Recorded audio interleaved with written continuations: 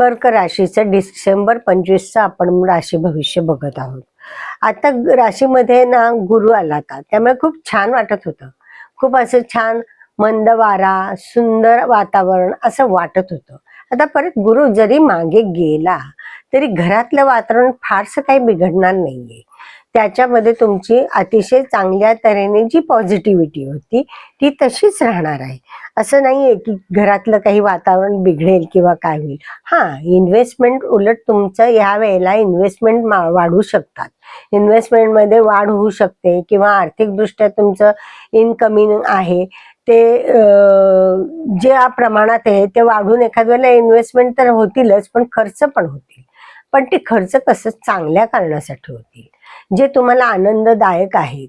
अशा गोष्टींसाठी खर्च झाले तर माणसाला आनंदच होतो. काय होतं, एखादी गोष्ट घरात नवीन घेतली किंवा तुम्ही स्वतःसाठी काही चांगला खर्च केला किंवा कुटुंबाच्या व्यक्तींसाठी तुम्ही खर्च केला तर त्याच्यामध्ये आनंदच आहे ना. तर ह्या आनंदासाठी तुम्ही कुटुंबाला प्रायोरिटी नेहमी देता, तर कुटुंबासाठी तुम्ही ते करतच असता, पण यावेळेला जास्त केलं जाईल. जबाबदाऱ्या ह्या वाढलेल्या आहेत, त्या काही कमी होणार नाही. तुम्ही स्वतः जबाबदाऱ्या स्वीकारता म्हणून त्या वाढल्या जातात. अदरवाईज तसा काही प्रश्न नाहीये, तुम्ही त्या आनंदाने स्वीकारता. शिक्षण क्षेत्रात मुलांची चांगली प्रगती होईल. तुम्हाला मुलांच्या मध्ये जी प्रगती हवी आहे ती तुम्हाला ऐकायला आणि बघायला मिळेल.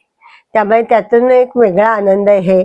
आणि बिझनेसमध्ये किंवा व्यवसायामध्ये किंवा दुसऱ्या कुठल्या एखाद्या वेगळ्या मार्गातून आर्थिक लाभ हे होऊ शकतात.